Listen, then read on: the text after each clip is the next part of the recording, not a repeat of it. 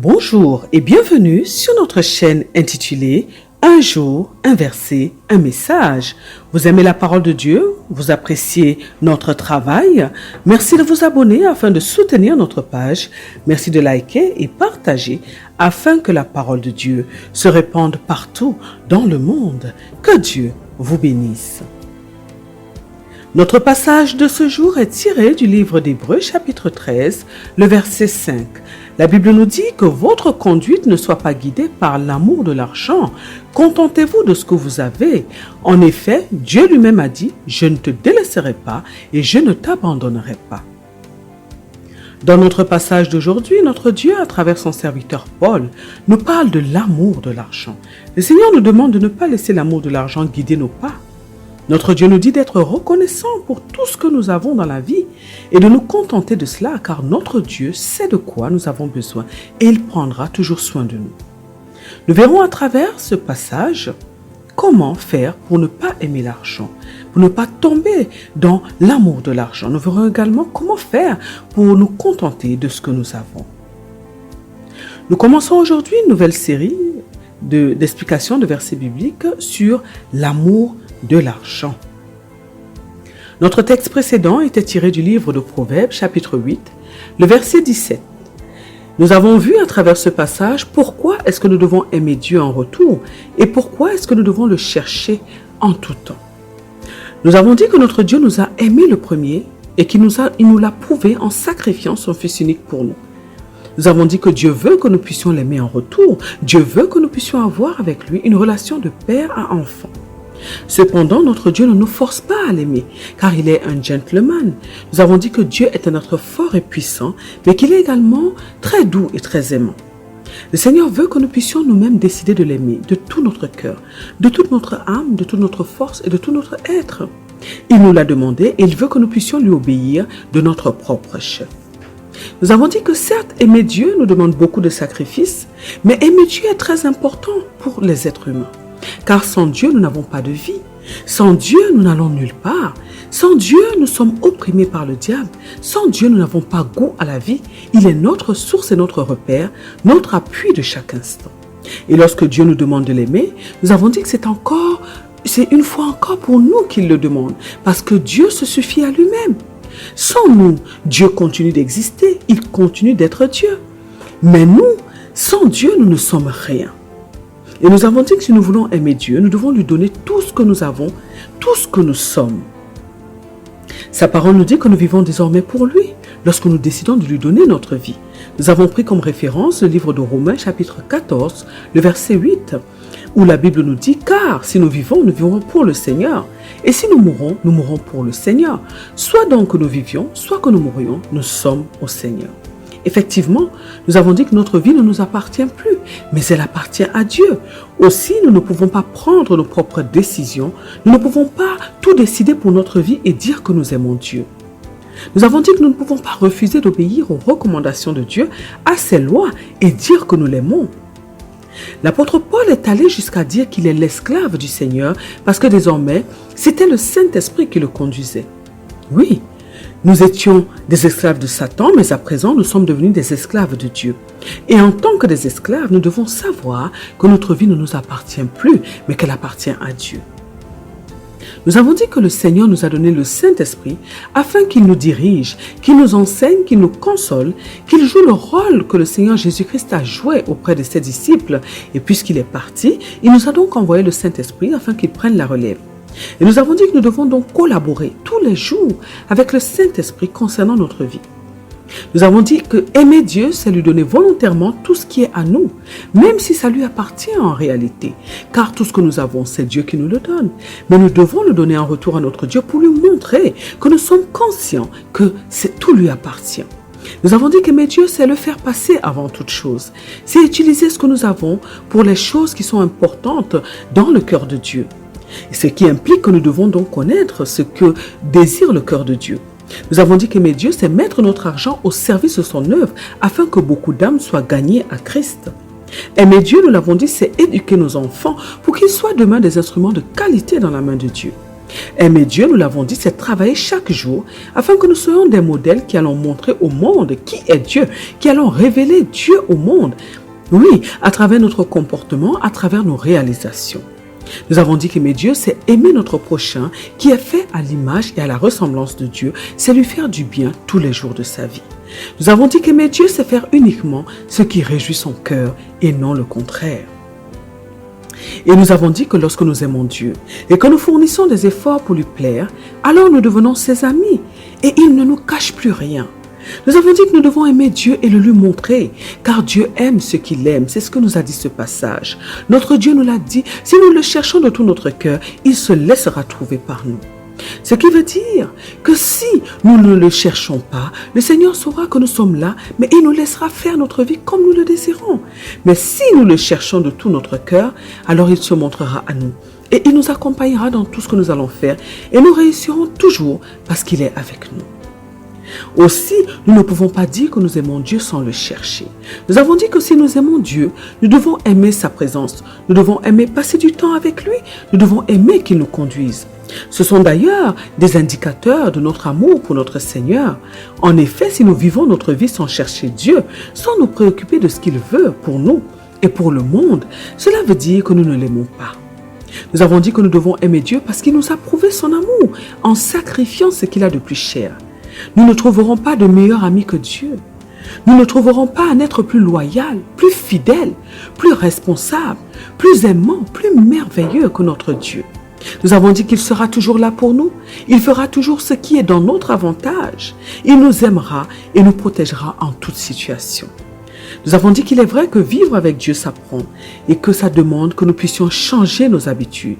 Mais nous devons comprendre que nous ne pouvons plus vivre comme avant. Nous ne pouvons plus vivre comme les païens parce que nous sommes désormais des personnes mises à part, des personnes réservées pour Dieu et pour son œuvre. Alors nous avons dit que toute notre vie désormais doit être basée sur Dieu. Tout ce que nous faisons, tout ce que nous disons, tout ce que nous aimons, tout ce que nous choisissons, tout ce que nous voulons doit être en fonction de Dieu. En fonction de ce qu'il veut pour nous et non par rapport à notre propre volonté. Alors nous avons dit que nous devons connaître Dieu ainsi que sa volonté en passant du temps avec lui, en lisant sa parole, en le cherchant de tout notre cœur. Et donc nous verrons que nous serons les plus heureux sur la terre. Car celui qui a Dieu a tout. Nous sommes donc aujourd'hui dans le texte d'Hébreux chapitre 13, le verset 5. Nous avons dit que nous verrons à travers ce passage comment faire pour ne pas tomber dans l'amour de l'argent. Nous avons dit que nous verrons également comment faire pour nous contenter de ce que nous avons. En tant que des chrétiens, en tant que des enfants de Dieu nés de nouveau, c'est-à-dire des personnes qui ont fait une rencontre personnelle avec Dieu, des personnes qui sont conduites par le Saint-Esprit, notre vie appartient désormais à Dieu. La Bible nous dit dans le livre de Romains chapitre 14, verset 8, ce que nous avons vu donc dans notre passage précédent également, la Bible nous dit ceci, car si nous vivons pour le Seigneur, et si nous mourrons pour le Seigneur. Soit donc que nous vivions, soit que nous mourions, nous sommes au Seigneur. C'est important de préciser cela et d'en être conscient, parce que ça change tout dans notre vie. Lorsque nous vivons pour Dieu, nous n'avons plus de désir propre, nous n'avons plus de volonté propre, mais nous nous laissons conduire par le Saint-Esprit qui nous donne des directives et qui nous accompagne dans l'accomplissement de l'œuvre de notre destinée sur la terre. En tant que des personnes qui vivent pour Dieu et qui n'ont pas de volonté propre, nous sommes des personnes qui mettons Dieu avant toute autre chose dans notre vie, avant toute autre personne. Ce qui implique que l'amour de l'argent ne peut pas s'installer dans notre cœur parce que Dieu a déjà pris toute la place dans nos cœurs. Nous savons qu'il nous faut de l'argent pour vivre sur la terre, mais nous savons aussi que nous dépendons de Dieu et qu'il est celui qui pourvoit à tous nos besoins. C'est pourquoi nous ne nous attachons pas aux choses de ce monde, mais à Dieu dont nous dépendons. Cependant, lorsque Dieu n'occupe pas toute la place dans nos cœurs et que nous avons encore un attachement vis-à-vis du monde, nous pouvons facilement tomber dans l'amour de l'argent. Car lorsque nous ne sommes pas conduits par le Saint-Esprit de Dieu, nous ne sommes pas encore véritablement nés de nouveau et nous sommes donc vulnérables parce que notre cœur n'est pas tout entier à Dieu et la protection de Dieu par rapport à notre cœur n'est pas totale. En effet, lorsque Dieu occupe toute la place dans notre cœur, sa présence nous préserve de tout ce qui est de l'ennemi de l'amour du monde, de l'amour de l'argent, de tout ce qui est contraire à ce que Dieu nous demande. L'amour de l'argent est le fait de faire de l'argent notre Dieu. La Bible nous dit dans le livre d'Agée, chapitre 2, verset 8, ceci, et c'est notre Dieu donc qui parle. L'argent est à moi, dit le Seigneur, et l'or est à moi, dit l'Éternel des armées. En effet, notre Dieu a tout créé par sa parole, même les matières premières. L'or et l'argent sont à la base des minerais que les hommes trouvent dans la terre et ils appartiennent à notre Dieu. L'argent sous sa forme de monnaie d'échange est créé à partir de la matière première que Dieu a créée, qui est le papier. Oui, le papier, l'argent en papier donc est fabriqué dans la majorité des cas à partir des arbres, à partir du bois. Aussi, l'or et l'argent sont des créations de Dieu et Dieu nous défend d'adorer ce qu'il a créé. Nous remarquerons que dans la Bible, lorsqu'on parle de l'esprit qui est derrière l'argent, qui se nomme donc Mammon, on l'oppose à Dieu. La Bible nous dit effectivement dans le livre de Matthieu, chapitre 6, le verset 24, ceci, « Nul ne peut servir deux maîtres, car ou il haïra l'un et aimera l'autre, ou il s'attachera à l'un et méprisera l'autre.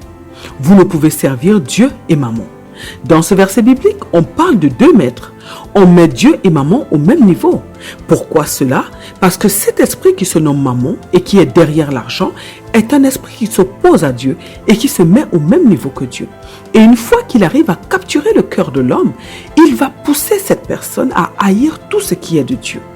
Cette personne deviendra donc esclave de l'argent. Et cet esprit a une grande influence sur les hommes qui sont sans la protection de Dieu. Nous comprenons alors pourquoi est-ce que les hommes peuvent être amenés à adorer cet esprit à travers l'argent. Car en réalité, ce n'est pas le papier, ni la monnaie que les hommes adorent lorsqu'ils font de l'argent leur Dieu, mais c'est cet esprit qui est derrière cet argent qu'ils adorent. En tant que des enfants de Dieu, nous ne devons adorer que Dieu, c'est-à-dire que rien ne doit venir prendre la place de Dieu dans notre cœur. La Bible nous dit que notre Dieu est un Dieu jaloux. Dieu n'aime pas du tout l'idolâtrie et le peuple d'Israël en a fait les frais à plusieurs reprises.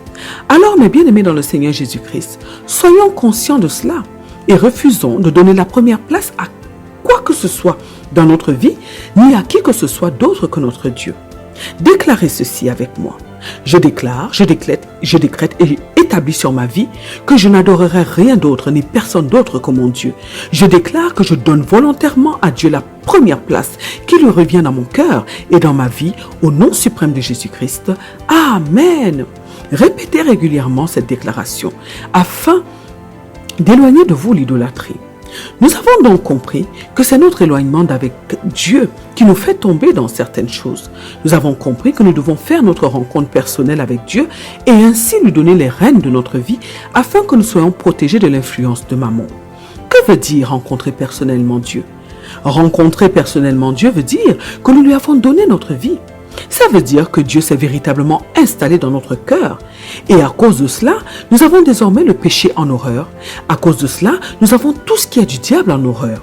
À cause de cela, nous sommes conduits par le Saint-Esprit dont nous entendons la voix et qui nous dirige chaque jour de notre vie. Rencontrer véritablement Dieu implique que notre vie change. Si nous avons accepté Jésus-Christ comme notre Seigneur et Sauveur et que nous sommes encore dans nos anciennes vies, dans nos anciens vices, nous n'avons pas fait cette rencontre personnelle. Car c'est une rencontre qui entraîne un changement dans nos cœurs et dans nos vies. Et les gens autour de nous le remarquent et nous interpellent. Si nous avions par exemple l'habitude de mentir, nous devenons des personnes qui avons le mensonge en horreur. Et lorsque nous mentons, il y a une sonnette d'alarme qui retentit dans nos cœurs et qui nous pousse à faire attention, à nous repentir. Tout mal que nous allons faire, nous allons avoir toujours une sonnette d'alarme parce que Dieu est installé dans notre cœur. La rencontre personnelle avec Dieu est essentielle pour que nous puissions emprunter le chemin de notre destinée. Alors, mes bien-aimés dans le Seigneur Jésus-Christ, si vous sentez que vous luttez encore avec le péché, si vous sentez que votre vie n'a pas changé, malgré que vous ayez accepté Jésus-Christ comme votre Seigneur et votre Sauveur, répétez ceci avec moi. Seigneur Jésus, me voici, je me donne entièrement à toi. Je te donne ma vie afin que tu en fasses ce que tu veux. J'accepte de te suivre de tout mon cœur et je renonce à tout ce qui est de Satan. Je veux te connaître personnellement, Seigneur. Je t'en prie, Révèle-toi à moi et prends toute ma vie afin que je sois enfin libre. Je m'abandonne à toi et je crois que dès aujourd'hui, ma vie change radicalement au nom puissant de Jésus-Christ. Amen. Répétez et répétez encore cette déclaration afin que le Seigneur se révèle à vous. Faites cette prière de tout votre cœur et vous verrez que Dieu est fidèle et qu'il se révélera à vous. Que Dieu vous bénisse. Nous ne devons donc pas avoir l'amour de l'argent. Nous ne devons donc pas tomber dans l'amour de l'argent. Mais notre amour doit être tout entier dirigé vers notre Dieu. Alors, si nous nous rendons compte que nous avons un problème avec l'argent, si nous nous rendons compte que l'argent occupe toutes nos pensées, si nous nous rendons compte que nous ne pouvons pas résister devant l'argent et que nous sommes même prêts à aller commettre des péchés pour de l'argent, nous devons dans un premier temps donner véritablement notre vie à Dieu, parce que c'est Dieu qui libère. Nous l'avons dit, derrière l'argent se cache un esprit, alors nous devons nous attacher à Dieu afin que Dieu nous libère de cette emprise. Car dans la majorité des cas, lorsque nous avons une dépendance dans notre vie, il y a un esprit qui se cache derrière. C'est pourquoi nous devons donner notre vie à Dieu afin d'être libres, définitivement libres. Une fois que notre vie appartient à Dieu, le Saint-Esprit va alors nous aider à dominer sur notre dépendance. Et petit à petit, Dieu va remplir notre cœur et cet esprit va devoir céder la place. Notre Dieu nous dit de ne pas nous laisser conduire par l'argent. Effectivement, nous devons être conduits par le Saint-Esprit. Mais nous devons savoir que c'est nous-mêmes qui choisissons de suivre Dieu. C'est nous-mêmes qui choisissons de suivre l'argent. Alors, lorsque dans le passage d'aujourd'hui, notre Dieu nous dit à travers l'apôtre Paul que notre conduite ne doit pas être guidée par l'amour de l'argent, le Seigneur nous fait comprendre que c'est nous qui devons décider. Oui, c'est nous qui faisons le choix de suivre Dieu ou de suivre l'argent. Mais Dieu nous demande de faire le bon choix et de nous laisser conduire par son esprit. Parce que lorsque c'est autre chose ou une autre personne que Dieu qui nous conduit, nous pouvons être certains que nous finirons toujours par nous perdre. Nous allons toujours finir par perdre notre chemin, par quitter le bon chemin de Dieu. Alors nous devons être conscients que nous avons un pouvoir de décision dans tout ce qui concerne notre vie. Et ce que nous vivons au quotidien dépend des décisions que nous avons prises. La Bible nous dit qu'il nous sera fait selon notre foi.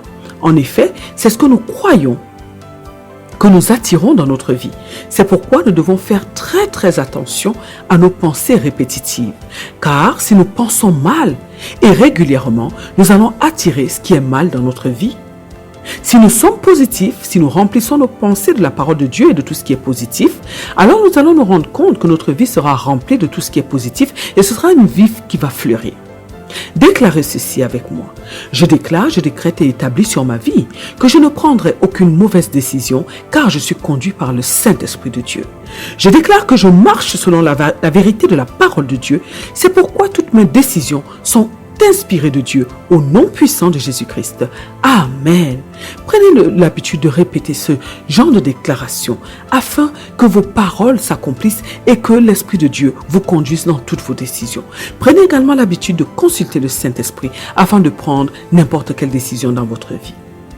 L'argent en lui-même n'est pas une mauvaise chose, mais l'amour de l'argent est une mauvaise chose parce que nous pensons que l'argent est mieux que Dieu.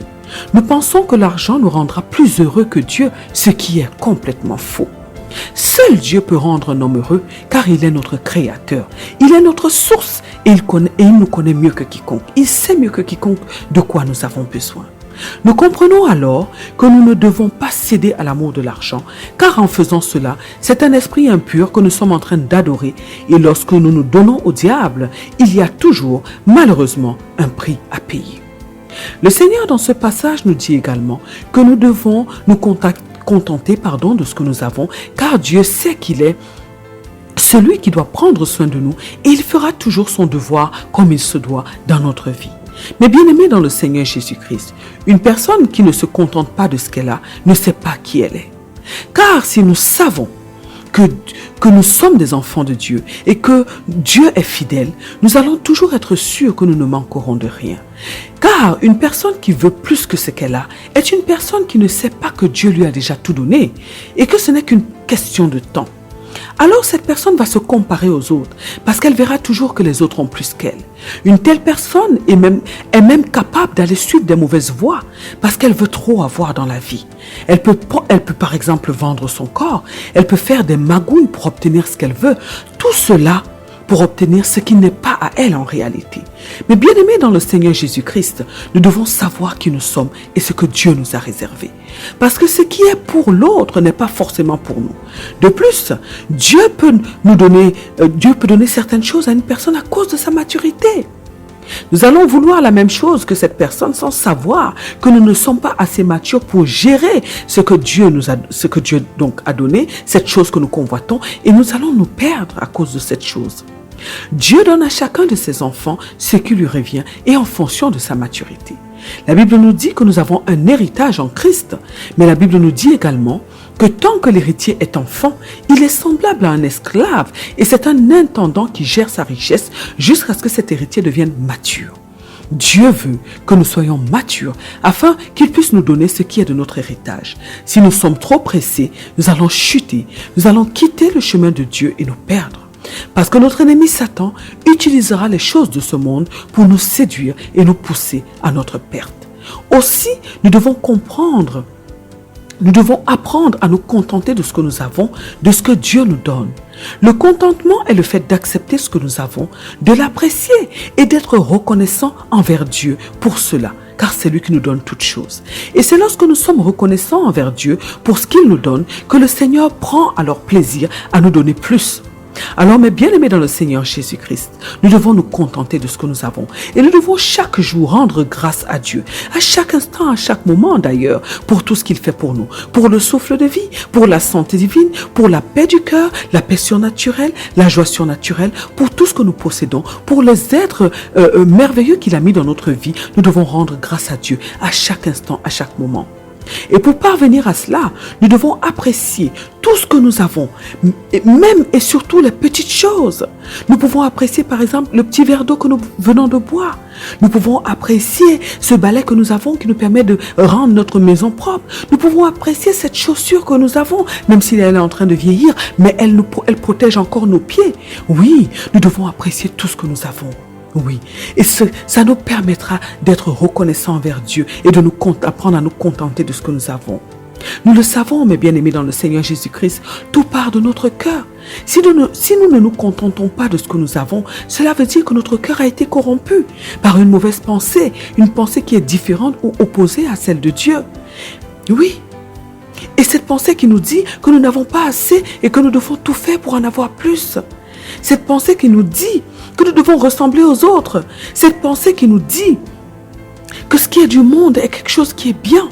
Cette pensée qui nous dit que ce qui est du monde est mieux que ce qui est de Dieu. Cette pensée qui va susciter en nous la convoitise, l'envie de ce qui est mauvais. Alors nous devons revenir à la parole de Dieu et méditer ce que Dieu nous dit sur la question. Dieu nous dit de ne pas nous inquiéter de ce que nous mangerons, ni de ce que nous allons porter. Alors nous devons lui faire confiance et accepter ce qu'il nous a donné sur le moment. Nous devons garder espoir que Dieu nous donnera ce qui est meilleur le lendemain. Dieu doit prendre toute la place dans notre cœur, car notre amour pour Dieu nous comble tellement que nous ne voyons pas ce qui nous manque. Nous sommes tellement satisfaits lorsque Dieu remplit notre cœur. Oui, nous sommes satisfaits de tout et nous sommes les plus heureux. Nous sommes apaisés au quotidien. Nous devons arriver à ce niveau-là. Et pour cela, nous devons entretenir notre relation avec Dieu chaque jour. Oui, il doit de plus en plus prendre la place dans nos cœurs et dans nos vies. Nous devons lui obéir. Nous devons rechercher sa volonté. Nous devons chercher à lui plaire à chaque instant, à chaque moment. Alors, mes bien-aimés dans le Seigneur Jésus-Christ, notre passage d'aujourd'hui, tiré du livre d'Hébreux chapitre 13, le verset 5, nous parle de deux choses très importantes, qui sont l'amour de l'argent et le contentement.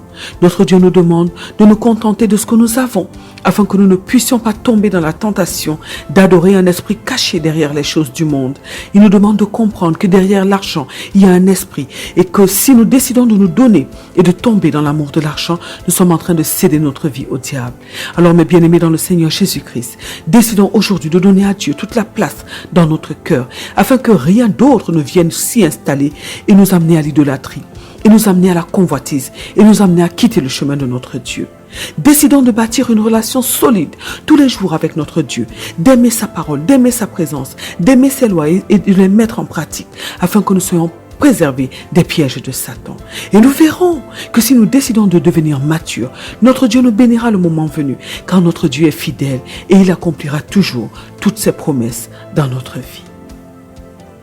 Prions afin que Dieu nous donne la capacité d'être conscients que l'amour de l'argent est un piège pour nous et que nous devons aimer Dieu plus que tout pour ne pas y succomber.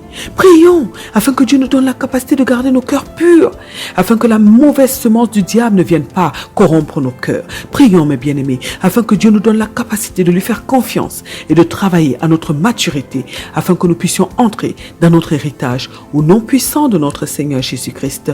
Amen. Que Dieu vous bénisse abondamment, qu'il bénisse vos familles et à très bientôt sur notre chaîne Un jour, un verset, un message.